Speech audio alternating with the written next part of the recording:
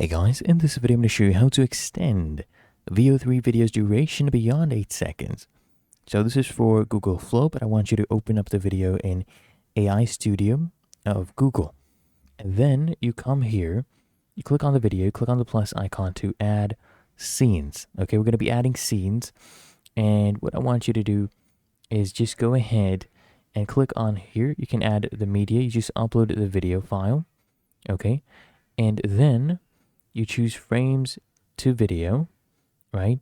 And then you were adding more frames here. So you can generate your prompt, you paste it in.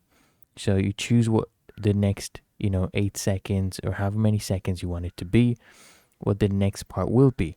And then you come here, you send it over. Okay, make sure you choose your output per prompt and your model, send it over, give it some time to process. It will add to the scene. Okay, it's adding new frames to the scene. And then it'll be done. You can play the entire video together and you can go ahead and export it. Really that easy. If you found this helpful, make sure you smash the like button, subscribe to App Mentor.